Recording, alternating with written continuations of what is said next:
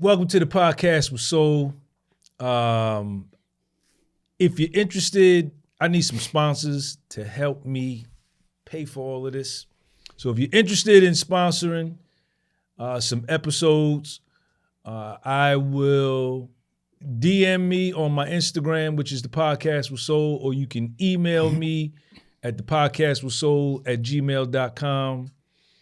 And we'll talk about price. I will promote you on my Instagram, YouTube, and on the podcast itself, man. Today is February, I think 4th? February 4th, 2025. And yo, check this out, man. So I came and did a show like 2 weeks ago by myself here, and I've been thinking like, yo, who can I get to come on my podcast with me? And this is my first guest on my podcast in this particular setup. Shout out to my man Julian right here. And this brother here, man, came across my Facebook feed. And I said, did you DM me on Facebook, or did I just see you, or did I DM you? No, you DM me. I did. And then, yo, this guy right here, this dude right here, man, has such a major impact on my life. When we met in Harlem. When did we meet, Infinite? That was in the late 90s. Okay. Yeah. Yo, this is my man, Terrence A. Lane. I know him as Infinite, but in our association with each other, I remember you went from Infinite and then you started saying, Terrence. I want to be referred to, you know what I'm saying? So I want to get into all of that. Okay. All right. So Infinite, man, welcome. Thank you. Thanks for coming. From Harlem? Yes, sir. Born and raised? Actually, Brooklyn. So I'm a resident of Harlem by way of Brooklyn. Mm-hmm. Brooklyn, sometime in Queens, but I was born and raised in Brooklyn. What part of Brooklyn? Crown Heights. Okay. And you grew up in Brooklyn? I grew up, my formative years were in Brooklyn, or pre-adolescent years. And then my parents moved out to Queens. And what part of Queens? Left Rack City. Okay. So from Crown Heights, Brooklyn to Left Rack City? Yeah, Crown Heights to Left Rack City. And then from Left Rack City to Rikers Island and various other places. All right, so Infinite, two-parent household? Yes, two-parent household. Brothers and sisters? Parents. I'm the oldest of three. So all five of y'all was together? All five were together. The whole time? Absolutely, yeah. Okay. Yeah, my father was a renowned jazz musician. What was his name? Alex Lane. Okay. Very known, an unsung legend. Okay. In the jazz world. Mm-hmm. And my mother, who's still with me, thank God. Mm-hmm. My mother was an administrator in the public and private sector for the majority of her career. And we were raised, my siblings and I, in the Nation of Islam under the teachings of the Honorable Elijah Muhammad. We left the mosque in, I believe, 75. And from there... What year was you born? 64. 64. So you leave the mosque in 75, you 9. Right. 11. 11. Yeah. It may have been 74, 75, but I remember going into the 5th grade. I used to go to the University of Islam, which was in effect a military school. So you didn't go to New York City public school? Not until the 5th grade. Now your pops was in the Nation? He was an FOI. And your mom's too? She was an MGT. Was it MGT? Muslim Girls Training, or a woman who subscribes to the teachings of the Nation of Islam. So okay. She wore the garb, the 3/4, and my father had the uniform. He sold Muhammad Speaks newspapers on the corner. He offered subscriptions to our neighbors. He sold bean pies. That was what I grew up in, or my formative years were in the Nation of Islam. Okay. Now, Infinite, your background, are you your bloodline go back to the islands in the Caribbean, or you foundational Black American, your bloodline goes back to the South? Both. So on my mother's side, they hail from, my grandfather is from Pensacola, Florida, and my grandmother was born and raised in Alabama. They met, married, and then moved up to Buffalo. My father, his father emigrated from St. Vincent in the Grenadines, and his wife, my grandmother, hails from South Carolina. And my grandfather was... What part of South Carolina? I'm not sure. I can't remember the exact town or city. What part of Alabama for your mom? Bessemer. Isn't Bo Jackson from there? I wouldn't know. Okay. Yeah. So, and my grandfather was, a successful entrepreneur and businessman, owned several businesses in Harlem during the 40s, 50s. Okay. So you leave Brooklyn, y'all move from Brooklyn to Left Rack City, Queens, and you're going into the 5th grade. What happens? There was a culture shock. I left what had been an almost insular and very protective environment, very regimented, very organized, very orderly, and was thrust into the public school system, which was anything but what I had been accustomed to in the Nation of Islam at the University of Islam. And I was now dealing with children who had different value systems and different ways of looking at things and different ways of behaving themselves.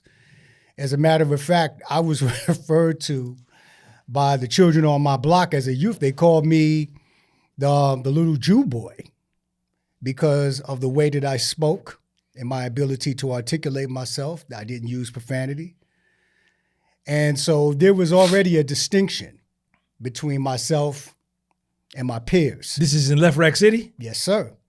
Now, what was the racial dynamic in Left Rack City? Well, it was primarily, Left Rack City had been a primarily white, if not Jewish enclave in Rego Park, Queens. However, when they started accepting Section 8 vouchers and people with public assistance into the complex, that dynamic rapidly changed. And so there was a large influx of Black people starting to move into, my family being one of them. And so there was a fair mix. There was still quite a few white people and residents that lived, but there's 5 sections in Left Rack City, and most of the Black people seemed at first to gravitate to Section 2. And then there was also the East Indian population and some Asians, Koreans, that started to move into Left Rack City at that time. So now you in New York City public schools, 5th grade. You say y'all left the nation? Yes. Why? I believe the messenger had passed on. There was a change in leadership. And I never really talked to my father about the reasons, or my mother for that matter. I just assumed that because of the change in leadership and the change in structure, some of the changes that they anticipated, they felt it was time to, depart. Okay, so talk about from 5th grade on up. How do you get to Harlem? How long you stay in Left Rack City, and how do you get to Harlem? Well, I went to junior high school in Queens. What school? IS 61. From there, I was accepted to Brooklyn Technical High School. And you had to apply? Yes. Well, you had to take a test. It's a specialized, one of the 3 top high schools in New York City: Stuyvesant, Bronx Science, and Brooklyn Tech. You had to take a test. You took the test? Yeah, I took the test. Passed it? Yeah. Being scholarly or being naturally adept in the classroom was never a difficulty for me. I always had a penchant or an ability to learn. I was curious. And then, matter of fact, many times I was bored in the classroom because I was always ahead of it. And I went to Brooklyn Tech, where for the first time I realized that I was going to have to do some studying because this was a high school that was ahead of the curve for most public high schools. specializing in math, science, and some of the trades. And at that What point, part of Brooklyn that was in? Fort Greene. So y'all living in Harlem now? Or y'all still in Left Rack City? We still in Left Rack City. So how you getting from Left Rack City to Fort Greene every day? Taking the train. What train? The G train. Took the G train every day down to Brooklyn Tech from Regal Park. Right into Fort Greene. Right into Fort It Greene. was a different kind of Fort Greene back then. Actually, it was Fort Greene Park was right across the street. Brooklyn Tech may actually be in what is called Clinton Hills, but it was all kind of considered the same neighborhood. There was a lot of, Clinton Hills was an enclave of Black homeowners. Pretty well kept. Them brownstones. Yes. Quiet. But, you know, you cross the Calb Avenue and go into Fort Greene Park, it's a whole nother program. Right. You know? And I kind of gravitated towards that program across the street. I was curious. I wanted to know what's going on. You know, I remember having a need for acceptance and just being naturally curious. You know, I started making friends that didn't go to Brooklyn Tech. And then, to be honest with you, there were a few of us in Brooklyn Tech, you know, that were kind of headed in the wrong direction. Do you finish Brooklyn Tech? No. I got to the middle of the 10th grade. I was already off the rails in terms of my conduct, my behavior, my associations. My parents sent me to Buffalo. I went to Buffalo for 6 months, attended Bennett High School up there, completed the 10th grade, and came back in the summer of 1980. Who was up in Buffalo? My grandparents. All right. Came back in the summer of 1980 and fell in league with a band of thieves. And there's just no other way to put it. You know, who appreciated my ability to think. It was something that I realized very early on, that in the Nation of Islam, whatever critique anybody may have of the religious ideology, the one thing it did teach young Black men, or Black men period, was the ability to think and strategize, to look at a situation, analyze it. And I came out of the Nation with that emerging skill set. So when I got around my compatriots, you know, who were in the streets, I was able to come up with ideas and ways of doing things and analyzing capers in a way that made me useful and appreciated. And I liked that.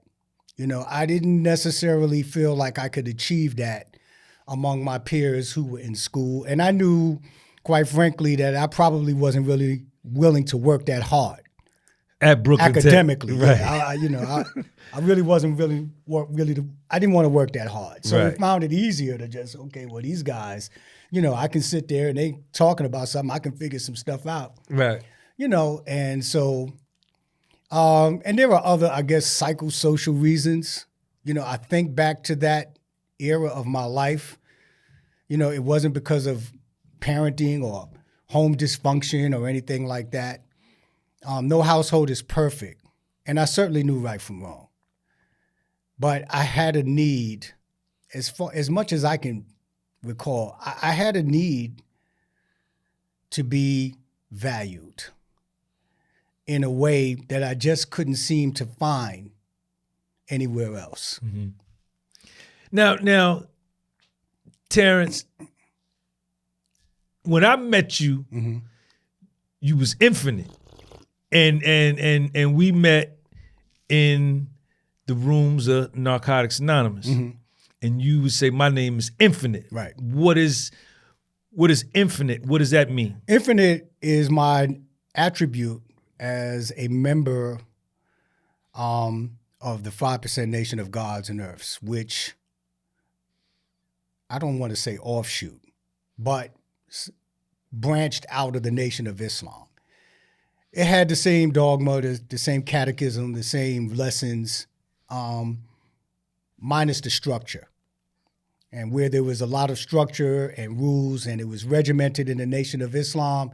In the 5% Nation, many of us if not most of us were teenagers or in our young 20s. There were no rules, and to the degree that we adapted some of the program or a great degree of the program out of the Nation of Islam, we just didn't have the structure and the discipline in terms of personal conduct or even organizationally. And so Lord Infinite became my attribute because we no longer, in the Nation of Islam, we abandoned last names and adapted an X. My name was Terrence 3X. In the 5% Nation of Gods and Earths, I abandoned the government name Terrence altogether and adopted my own attribute, which was Lord Infinite. Lord Infinite. Yeah. What does that mean? Well, at the time, what it meant to me was, it was very literally someone who is capable of always growing and becoming greater. Which was my aspiration. I wanted to be somebody, and Lord Infinite to me meant no constraint, no restriction on who and what I could become. Unfortunately, that meant good or bad.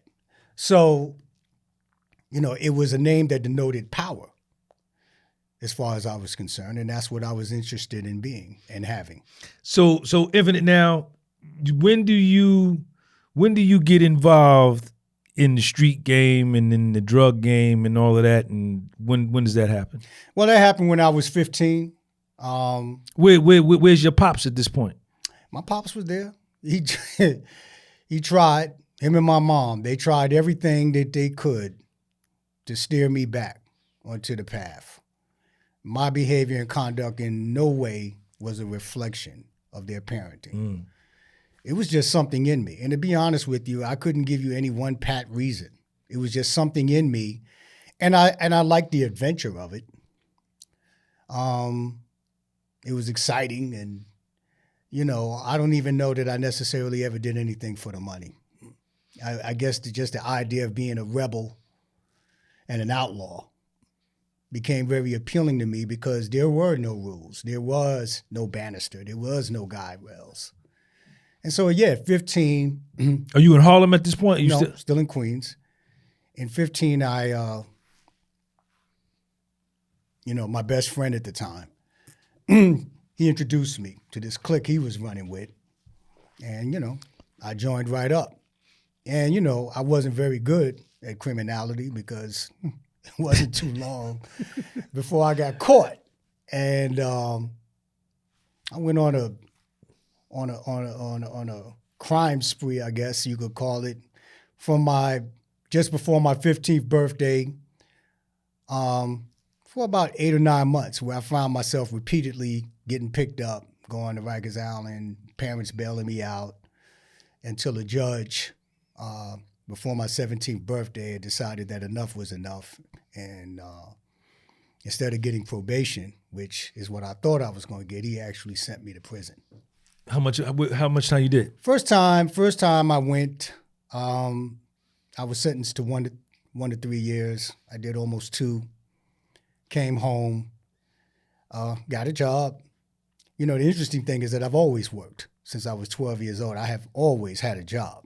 It's just something about working and making a useful time, making a useful and productive the time of my day. There's something like that offers a structure and an appeal to me that I've never been able to abandon. But I came home, I got a job. I think I was home 4 or 5 months. How old are you now? 18, 19, I think 18. No, 19. And so he sent you to the joint at 17? Yeah, 16. To an adult male prison? Yeah. Where'd you go? Elmira, Coxsackie. Spent a week or 2 in Greenhaven. And it was a medium B facility called Mid-Orange. With men? Yeah. And you're 16? Yeah. So you come home, you get this job at 19. Yeah. I get the job. I was a painter, painting for the city. And City of New York job? Yeah. Yeah, it was like sort of a program. With a felony conviction? Well, it was for people that were at risk and people like myself who had already gone astray. and minimum wage, but it was a job, and I liked it. I liked painting. Missed work one day, or got up late, missed work. They wouldn't allow me to come in late, caught up with a former compatriot of mine. He had a bright idea, and that started me, and that led to me going away for another 2.5 years. Back upstate. Back upstate, On what charge? Attempted burglary. It's funny because that was never really my thing. But, I went back upstate and didn't come home. Yeah, 2.5. Okay. Came home in the summer of 1986. And how old are you then? 21, just before my 22nd birthday. Okay. You still in Queens? Actually, my father, my family at that time, while I was away, they had purchased a home out on South Ozone. And my parents had separated while I was away. And my mother had moved away back home to Buffalo with her parents, and my father still was maintaining the house out in Queens. So when I was paroled, I went home to your pops, to my father. Okay, so then what happens? Do you done with? You go to prison. Now you in prison 2 times. You like, yeah, fuck this. I'm flying straight now. Yeah. I mean, I got a job.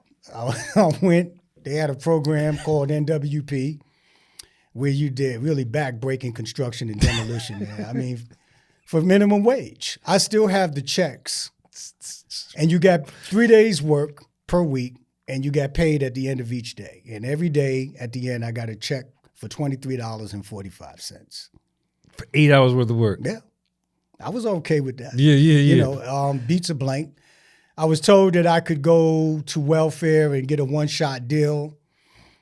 I attempted to, there was just too many questions and they wanted me to jump through too many hoops.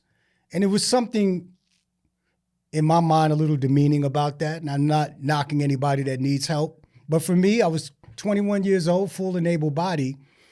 I didn't feel like that was the way I wanted to go. And I worked at that construction demolition job for 3 weeks, and then went to my aunt, borrowed the money to buy me some barber tools, which was a trade that I learned upstate. Mm-hmm. And from there, I went into the barbering business, into the barber trade. Now, how do you get to Harlem? So I had a job in Queens. I think I was a little too rough around the edges for that particular establishment.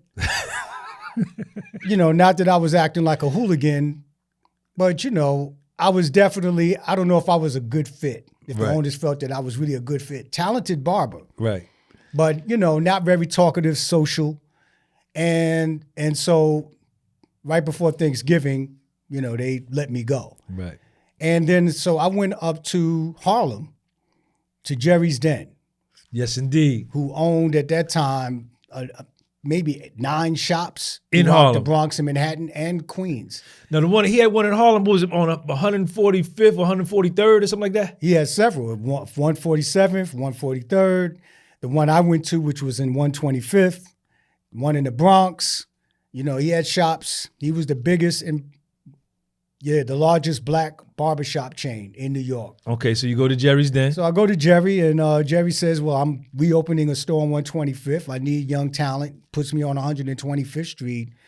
And that was the start of a very beautiful barbering career for 14 years. And you moved to Harlem at that point? I did. I met a young woman. We fell in love. We had a child.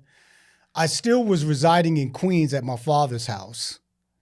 But for the most part, I was living in Harlem.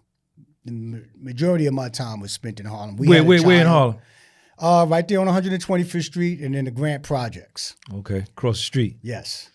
So, I was living in Harlem, and I became a Harlemite. I hung in Harlem. I lived in Harlem. This is in what years? This is in the 86. 86, yeah, this is when 87. Harlem was Harlem. Yeah, when it was jumping. Yeah. Yeah. So now, as I said at the outset, I'm a recovering addict. Mm. My background is addiction. I've been clean 34 years. And I met you in the recovery community. How long you been clean, and then could you talk about how you got into the addiction joint? I've been clean 28 years and 9 months. Straight? Yes, uninterrupted. I became an addict, drinking and using cocaine, hanging out in after-hour spots. In Harlem? In Harlem. It was lively. It was like a 24-hour party. And Harlem in the 80s. This people don't understand what it was like, man. Harlem in the 80s, it was it's nothing like it is today, man. It doesn't even resemble. I mean, now it's New York, period. New York, period. From 40 Deuce, y'all may say 42nd Street, but from 40 Deuce, like the Manhattan, I used to move around. I'm from Jersey. I live in Jersey, but I used to spend a lot of time in Harlem too, and in New York is just different. Yeah, it was definitely. I mean, we're talking about at the height of the crack era. Mayor Ed Koch, Dinkins. Yeah, a lot of money was being made illegally, and it was being spent and shared in the streets, and so there was a lot of activity. It was exciting. A lot of after-hour spots, bars. We went clubbing sometime, but at the end of the day, Harlem had its own subset of activity and, its own clientele, so to speak.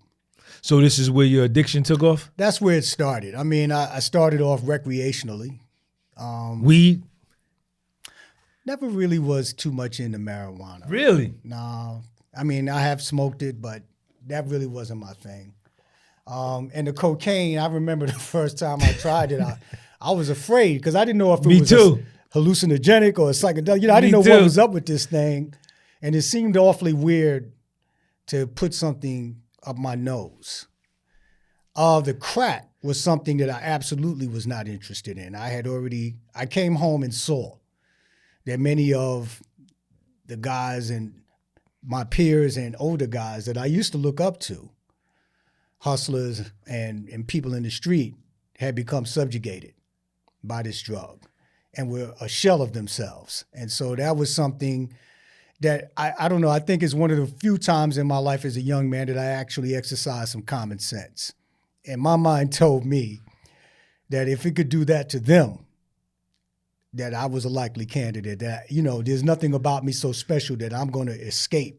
Really? I thought the exact opposite. I said, man, that should never be me, man. It'll never be me. And I became that, man. No, I looked at the crack, and I'm working on 125th Street, and right next door was a crack spot. Right. I mean, that door slammed 24 hours a day. And, just seeing the steady and rapid decline of people from hard-working striver, and I think that's something that people don't really understand, and which is why I've come to see the term crackhead as a very offensive and pejorative term. Because these were not people that were born morally deficient, character deviant. These were people that were hard-working strivers, students, college students, many people, good people. Responsible, productive members of society. Right. That partook of that drug just once. And couldn't let it go. And after that, the addiction rate of crack is in the 90 percentile. So, and it's quick. And many of these people, I was able to see the deterioration of many of these people very rapidly. I'm talking about in the course of weeks and months. These people went from hard-working strivers to people that were standing outside and patrolling outside the crack spot. And, there was nothing in my mind that told me that I was exempt from that possibility. Mm-hmm. So I said, well, they told me in the 70s the cocaine is just psychologically addictive. And I liked the cocaine. It made me feel good, made me feel like I knew it all. I loved cocaine too, man. I loved it. It made me talkative and more social. And so, that, when you're in the bar with the Moet and your pinky in the air, and, it was sort of prestigious. So, but that also, while the path to dereliction is prolonged and protracted, it still leads to the same bottom at the end of the day. And, over the years, it took about, I think it was about after 8 years of using, like my 28th, 29th year. It was around that time that I began to suspect that, I might have a problem. So, because I couldn't seem to stop. And life without it was inconceivable. Are you working at this point? Yeah, I was always working, always worked. So you got a full-time job, but you snip and blow. I'm a barber. Right. So I got a cash business, Cash every day. Cash every day. I dress nice. The denial is deep. I had gotten married. The denial because I was able to maintain a facade or a pretense of normalcy, kept me in denial. But at the end of the day, it got to the point where my life became a hideous repetition in, not being able to bring home the money, not being able to take care of my responsibilities, not even being able to make it home at night once I got started. And I remember that. The only way the way it got interrupted, interestingly enough, was I had decided one day that a friend of mine, my running partner, who had started smoking crack, I had made the determination that he was in need of assistance. And I decided that I was qualified to make an intervention, to perform an intervention on his behalf. And we wound up in a Narcotics Anonymous in an NA meeting, a 12-step meeting. And you took him there? I took him. And ironically, he didn't stick around, but I did. Yo, that's crazy. What year you got clean? 1996. That's crazy. 1996. I heard something and I saw something. I said, I don't, And I was still in denial because I hadn't hit the skids. Of the stories that you hear of people in there shooting dope in the neck, shooting dope between the toes. And I heard those stories and I quickly decided that if this thing, whatever they're doing, if it's working for them, then certainly there's something here for me. And so I decided to come back the next day. Now, Infinite, man, when I met you, right? So I'm clean. I'm making meetings in Jersey, but I'm going to meetings in New York too. And I go up to Harlem to the 11 o'clock meeting. They had the 11 o'clock meeting. I think it was at the YMCA on 135th Street. Mm-hmm. And I heard you share, man, and like we're sitting here doing this podcast and you have yet to use any kind of profanity and you're very articulate. And I remember just like sitting in the meetings and whenever you would raise your hand and share, I would listen, man. I would pay attention. But you used to say my name is Infinite. Mm-hmm. But you know what I'm saying? Just the way you spoke was, it was attractive to me, man. It was magnetic, man. And you said that when you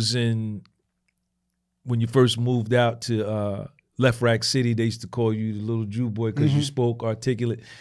And it's actually an amazing thing, man. Where did you, like, your ability to speak and enunciate your words and pronounce your words, did niggas ever like say like, oh nigga, you trying to talk white, or you corny, nigga, that, you know what I'm saying? Did you run into that? As a boy, absolutely. It was different and it was atypical in the hood for a young black child to speak that way. Of course, I had a mother who was a teacher in the very beginning of her working career and a father who, while he wasn't credentialed, was always an intellectual. I came from parents who were always from intelligent, able, and intellectual parents who believed in education. In addition, I was reared in my formative years in the Nation of Islam, which taught me discipline, structure, and gave me plenty of examples of black men who were able to speak, articulate themselves like Malcolm X, Minister Louis Farrakhan, that were able to speak and articulate themselves without the use of profanity and be just as compelling as anyone else who used profanity in terms of conveying the intensity of whatever concept or idea that they were trying to convey. And so I came out of that school. So, and also it promoted leadership. So I came out of the bedrock of a community and parents, right, who taught me the benefits and the virtue of speaking well, of articulating myself and conducting myself like a civilized and intelligent Black man. Yo, when I used to hear you speak, man, I used to be like, yo, this nigga is money, man. and you know, I befriended you in the meetings, man. And, you know, when I saw you on Facebook, I said, that's the guy. I said, that is going to be my first guest. Infinite, talk to me about, add some color to, in your opinion, self-confidence, self-love, self-esteem, self-perception, self-acceptance, and how important or non-important they are. Those are vital for any human being in terms of personal growth, development, and evolution. In order to be able to evolve and grow as a human being, one of the first things that is necessary is to be able to accept and love oneself, good and bad, and have a desire to be able to improve upon those parts that are not so becoming, you know, and continue to improve on those parts of oneself where you like what you're doing and you want to grow even more. But in order to have self-esteem, you have to have a value. You know, there's a difference between ego and self-esteem. Ego is the proclamation of greatness, you know, without necessarily having the work to prove it, to substantiate it. But self-esteem doesn't need promotion. Self-esteem is internal and it has a value based upon what one feels they can contribute and their value in terms of their connection to others. And so for a Black man, hailing from a legacy of subjugation, demoralization, being dehumanized, legally and in every other way, to come up in this society with a feeling of value and being able to contribute is necessary not just for that person's or that brother's development and moving forward in life, but in order to maintain or at least help to provide or pass the baton to the following generations. And, you know, we focus on race a lot, you know, but, you know, in the Nation of Islam, I was taught that the Black man was God. You know, but what I have 5%ers think that too, right? Absolutely. But what I've come to understand is that that is not so much a racial designation as it is a spiritual designation. Or as Martin Luther King said, what is not necessarily the color of your skin, but the content of your character. And as we spiritually evolve as men and as Black men, particularly as Black men, you know, we need to be able to connect with who we are, what our purpose is. And for that, you have to have some knowledge of self. And from there, you can derive some direction as to where you want to go. What do you want to be? What do you want to become? What can I instill and impregnate in my children? You know, what validates my existence? Why is it necessary for me to be here? What is my purpose?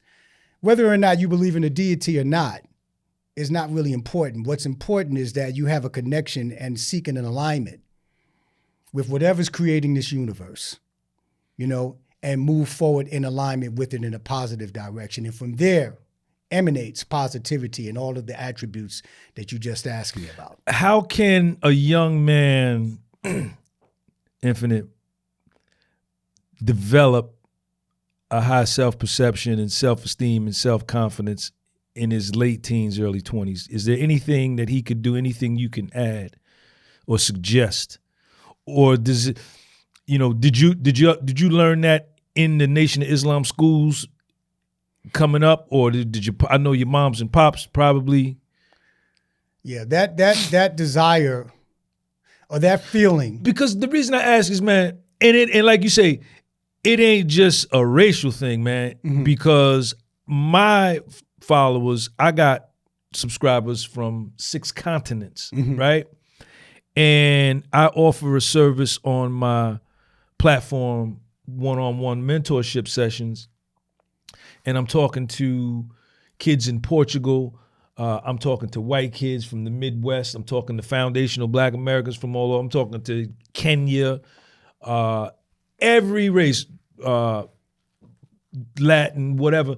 And self-esteem and self-confidence, man, be in the basement, man. That is usually the underpinning to a lot of their problems, man. Mm-hmm. And I was thinking maybe if you could add some color to that, man. Well, the problem in this society, particularly this society, which is a dominant culture in terms of civilized nations and third world. But the problem is— So when you say that, you mean America holds forth amongst the planet in terms of culture, you're saying? Absolutely. And everybody mimics. And everybody attempts— we idealize or set the standard that many other countries and nations aspire to. Okay. And our value system in large part is based off of materialism. Mm. I mean, we don't necessarily have a uniform. We're not homogenous in terms of religion and, culture or anything like that. We are a melting pot. But if you want to make a buck and live the so-called American dream, well, this is the standard. This is the gold standard for that kind of lifestyle. And so what happens is that we have a game in this society, and I think it was Earl Nightingale that said we play follow the follower. Really, which really means is that we're following people who are following people. Like, no one has really established themselves as a leader in terms of leading people to something that's positive, that's constructive, right? We're all following the follower and in pursuit of material well-being, even at the expense of our health, even at the expense of our financial well-being. And so when you become a part of the herd that's simply doing what everybody else does, how can you identify in you what is special when you're so busy trying to be like someone else? And when we trace back what we lost in the Black community, and I got to speak as to that, hailing from that community, right? There was a time when our leaders and our examples lived among us. Integration came, kind of ended that, right? And we became very fragmented. And so now who do you follow? And what about the value system that we used to have? Athletes and actors, Right. rappers. Right. And who are they following? We are all practicing an ethos based off of capitalism that basically means the exploitation of somebody else for my benefit. So how do you develop internally? When your value system, when your defining desire and pursuit is to just Get money. get paid. What about things like helping somebody? What about things like being available, compassion, integrity? How can those attributes and virtues be developed when we're in a society that pretty much, we have laws that we should follow, but it's pretty much a culture of anything goes. And when you look at our entertainment, you look what we glorify. We glorify the most deviant behavior. This is what we feed on. When you and I were growing up, we had 7 channels, 8 channels? Right. Now we got 500. And they went off at 1 o'clock in the morning. You just got the red, blue, and green That's strip right. with the noise. TV wasn't even 24 hours a day. Right. Now you have TVs 24 hours a day, and all it's doing is Music 24 hours a day. pumping into the psyche, pumping into us. Get money, get paid. It's all about you. Forget about community, forget about family, forget about anything that's really going to be important when it's all said and done. It's all about the pursuit of materialism and showing what you got, because that is what defines you. And so now young men coming up, right, are not interested in character development. They're not interested in honesty, integrity, kindness, compassion. As a matter of fact, in many ways, these are looked down upon and looked as signs of weakness. And without male role models to show them that, you can live well, but you don't have to do it at the expense of other people and at the expense of really your soul, that you can still live well and live a dignified and happy life without male role models, older male role models like us, to really set that standard for them and to really, and that's what's so sad. And that's what my beef is. During the protest of 2020 after the murder of George Floyd, I would get off work and go down to those protests. We got to talk about your job too. Yeah. I was working for the Transit Authority. Now, the first time I went to a protest, I went home and changed because I didn't want to go down there with the uniform. After that, I just got reckless. I said, I'm going straight because I don't want to miss any of it. And I sat in, I went and joined about 6 of those protests during that summer. And what I didn't see, I saw young people of all races and ethnicity. I saw a lot of sisters, young black women and Generation X black women. What I didn't see was us, Generation X black men, born in the 60s and 70s. I did not see a lot of us. Why do you think we weren't there? We were sitting back and becoming armchair generals on social media and maybe had a lot to say, but if we, the people who benefited most from the civil rights era, from the human rights era, we who had inherited the benefits of everything that our forebears and forefathers fought for, were the ones that were not taking that baton and still trying to pass it on to the generation that comes after us. We were absent. We were MIA on that one. And, I was very upset about that. And I would speak about it on social media, sometimes chastise my brothers. Infinite, you just recently retired. Yes. Talk about where you retired from and your work history and all of that. So I retired after a successful 25-year career with the New York City Transit Authority. As a bus operator, I was also a union delegate for Local 100 for the last third of my career. And, interestingly enough, my criminal record didn't prohibit me from getting the job, which, if I have to say anything to young brothers and sisters of any race, young people, period, is don't tell yourself no. Check them out, y'all. Let somebody else, if they're going to tell you no, if they're going to deny you something, then let them tell you no, but never tell yourself no. So I applied for the job because, as far as I saw, reading the job description and the application process, there wasn't anything that said I couldn't get it. Now, I thought it was unlikely. And they did make me jump through a few hoops to get it. But once I got it in the door, I made a determination on day one. I said, I'm not going anywhere until I'm ready. What bus did you drive? I drove in Harlem. I drove out of Manhattanville Depot and every route that came out of that depot. I also drove in the Bronx. They had some tough routes up there, the BX41, the 39.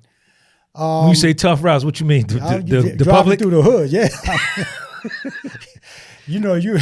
That BX41, you had to be ready to rock and roll if necessary. And I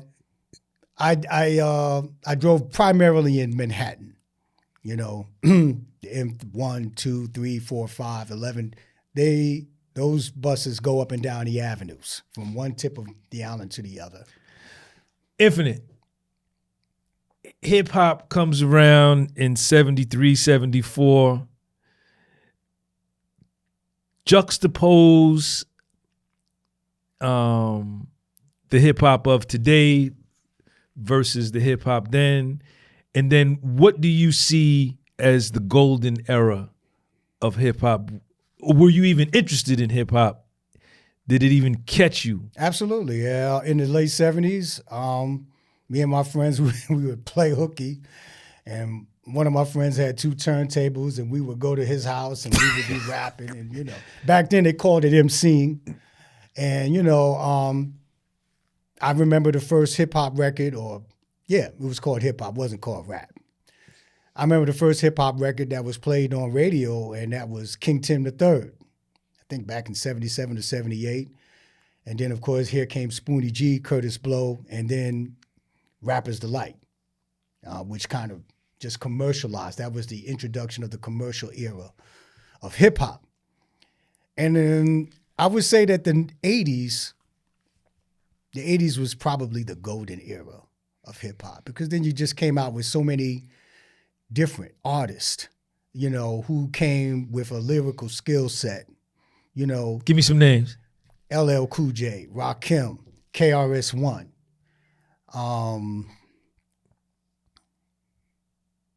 Gangstar. How big was Run in them?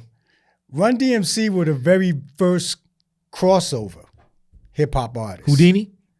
Not so much. Run DMC, they had crossed over With the guitar riffs? Right, with Aerosmith and everything. And so they were the ones that made and carried hip hop, I guess, maybe to the rest of the world. I'll give them that.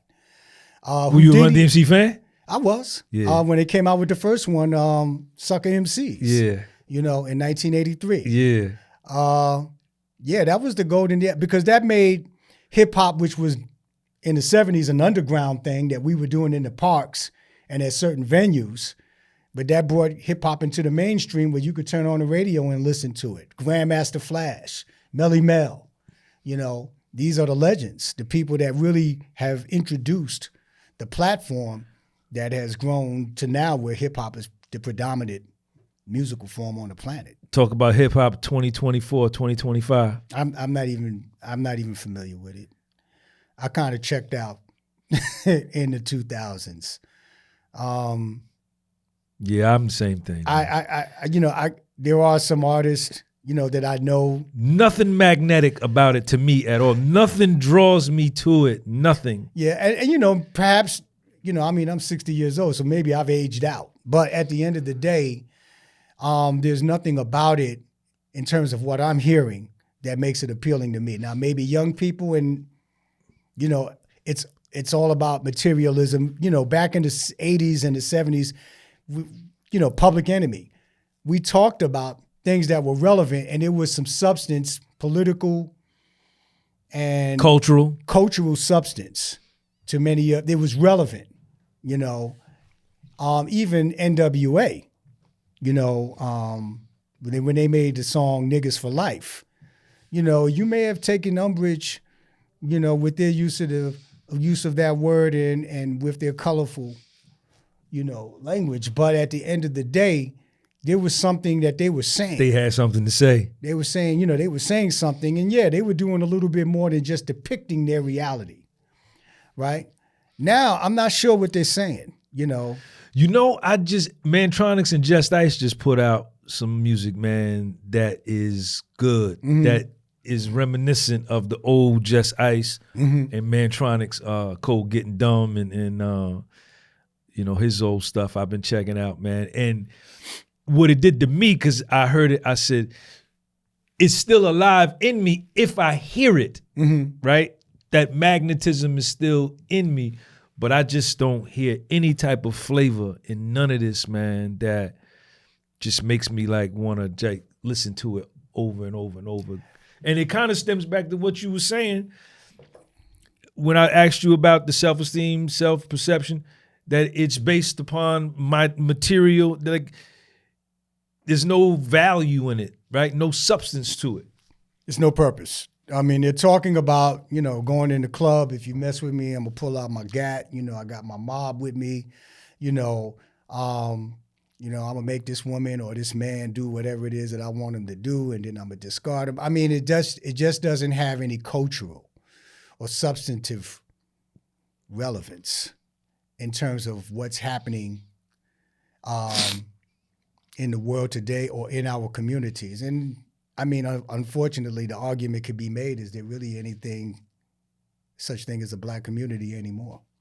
And, hip hop, which I predicted 30 years ago, has expanded where, some of the more popular artists are not even black. So hip hop is not a black thing anymore. It hasn't been for a long time, But and then of course now you have this interesting fusion of singing and hip hop and with the reverb or however whatever they They use. finna start doing AI, man. AI artists, man. Yeah. It's, the human artist may even be a thing of the past, getting ready to be replaced, man. Yeah, it's I mean, like you listen to it and the themes kind of all seem to be the same. And for me, you're not talking about anything. If this is all we know, then we in trouble. And so no wonder, to get back to your earlier point, that we have a lot of young people that are misdirected and really don't know what to do with their lives, who they are, and what their purpose is. When we grew up, we were charged with the responsibility of doing well because we were carrying the legacy of Black people that had fought for us, and we had a responsibility to do well in order to achieve the dream that Black people had been denied in this country for centuries. And I want to go right into this from what you're saying. My bloodline is foundational Black American. My mother goes back to Georgia. My father goes back to South Carolina. And my belief, my position, what I believe is that the foundational Black American, right, which to me is the nigga that was here, that picked cotton here, that whether and new information is coming out, and I'm not saying I'm some kind of authority, that the foundational Black American may have already been here in America prior to Christopher Columbus getting here, because we've traced our ancestry on my mother's side back to the native Cherokee in North Carolina, right? Which, could probably give you an idea of the miscegenation, the race mixing that was going on at that point. Now,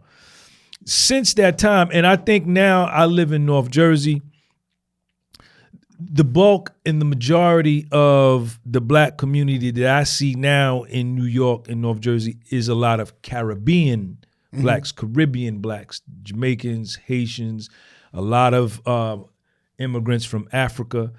And this is me, Sean Gumby, Sean G, saying, I think we have a totally distinct and different culture,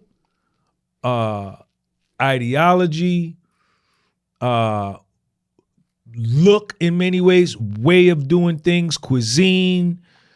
And I think we're our own mutually exclusive and separate and distinct entity from everybody else, and that we have our own issues other than these other Black people that can, if things break funky, right, here in America, they can dip back to Port-au-Prince, right? If things break funky, they could dip back to Ocho Rios or Kingston. And this ain't no diss to nobody, or the Blacks from Brazil, they can go back to Rio, or they can jump on a flight and go back to Kenya, go back to Tanzania. And the foundational Black American, to me, the nigga ain't got nowhere to go. You understand? And what I've seen in my 55 years is that these other Africoid type people come here and they watch us, they mimic us, and they adopt our, because you said in one point in the show that America is the leader of the world in terms of culture, and everybody's trying to do what they're doing in America. And I think they try to come in and attach their train to our caboose, right? And I don't, I don't think that's fair. And, I don't think, and I'm proud, right? I'm not ashamed. See, a lot of foundational Black Americans are ashamed of their history, being slaves, the low self-esteem. And, I'm not one that's ashamed, because I feel as though adversity builds strength, right? And you know, and we got to get to, in order for me to arrive at some type of self-love and self-confidence, I have to have self-acceptance, right? So that being said, in terms of, you know, the foundation of Black America and these other cultures, you know, and the definition is that you have to at least be able to have one of your parents, whether it's the matriarch or the patriarch of your family, the mother, father, has to be able to trace their bloodline back to slavery in the South in order to lay claim to the foundation of Black American culture, right? So, like, I can't go to Kingston and lay claim to Bob Marley, right? You know, a light-skinned nigga like me, I show up in Port-au-Prince or like, yo, let me get some government assistance. And we're like, nigga, you ain't from it, you know what I'm saying? And I don't think on the flip side of that coin that, you know, they can lay claim to Motown or lay claim to Muhammad Ali or Michael Jackson or, you know, none of the accomplishments that we have documented. And a lot of times, you know, I hear that they try to, you know, any type of struggle that, you know, that's the civil rights, for instance, right? Without them, the Black Panther Party, Dr. King, Rosa Parks, all of them, and even the ones that never got named, you know, a lot of cultures wouldn't have been able to immigrate to this country. It was a lot of what we did that broke down a lot. Y'all, you know what I'm saying, that made people come in. You know, you can't lay claim to my pain and become, I just don't, you can't be, say you the same as me and you didn't experience my pain. You understand? That's how I feel. Do you have any, what do you think about what I just said? Well, I think that we have to be careful as people of color, Black people, the Black diaspora, no matter where we're from, we have to be careful of divisive forces that would cause us to forget that we all hail from one place, which is the continent of Africa. Now, whether or not we were on islands and achieved independence from the colonizer or whether we were in the United States of America and attempted to achieve social justice and equality from the former slave masters, at the end of the day, we all hail from the same place. Some of us have languages and cultures from the places of where we were born that we can coalesce and unite around. Here in the United States of America, Black Americans do not have that. We just have an experience. You are absolutely right about the fact, and I think what part of the problem is that we're ignorant. Not just people from other places, we are ignorant, right? And if we're the foundation of Black America? Yes, we are ignorant in order to be, we lack too often the ability to educate our brothers and sisters from over the globe, right, as to how we all end up here.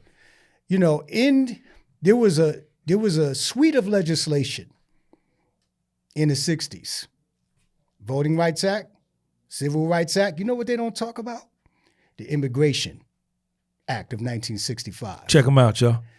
Which basically said that they were going to do away with quotas that had been put upon people of color that wanted to emigrate into the United States of America. From a law that was made in 1924, another immigration law that was made in 1952. This law, Immigration Act of 1965, did away with those quotas, and it was part of the civil rights suite of legislation that Black Americans fought for so that our Caribbean and African brothers and sisters could have an opportunity to come over here and be with us. Who knows that? And so we look at each other with suspicion, right, and dislike and prejudice because we don't even understand how vital we played a part, right? Talk to him. And being able to come here together and pursue this thing called the American dream. They don't know it, and they've been, the propaganda has been thrown at them, so they come over here and they come to the poorest neighborhoods where they see some of the worst or some of us who are not doing very well, and then they make an assumption about all of us, but they've already been propagandized in their own country. And then we were propagandized, Ain't no question. right, the TV. So if you came over here with an accent from Africa or from the Caribbean, We made fun of you. We were making fun of you and not treating you well. And so this divisiveness and ignorance has led to a disconnect among dark-skinned people or people of color all over the planet, the people of color diaspora. And until we start educating ourselves, and why do you think some people want to do away with critical race theory? Because if we ever start really putting out there the truth about how we all got here to this point, right, it would dispel, some of the bias, prejudice, and ignorance that has flourished in our neighborhoods and in our communities, that has caused us to not be able to come together and connect, and take care of one another. I'm not saying we got to overthrow anybody. No, I'm saying that we should at least be looking out for each other in the same way that other hyphenated Americans, Asian Americans, European Americans, the same way they come over and take care of each other, we should be doing the same thing. But a lot of us don't even know about how our forebears and our foreparents helped their grandfathers and great-grandfathers get here, and they certainly don't know. Yo, man, I knew this was going to be super dope. Infinite, man, thanks for coming through. It's my pleasure, brother. I'm going to put his Facebook link underneath here. You on Instagram? Yes. I'm going to put his Facebook, Instagram. You got YouTube? No YouTube. I'm going to put his links underneath here, man. If y'all want to get at him, get at him. Infinite, my brother. I appreciate you, man. We always build. Ain't no question. Ain't no question. Shout out to Julian. He's been giving me the 2-minute mark from a while back. Yo, I need some sponsors, man. So y'all hit me up and you can sponsor some of these episodes. Sean G, Podcast with Soul. It don't never stop. Peace.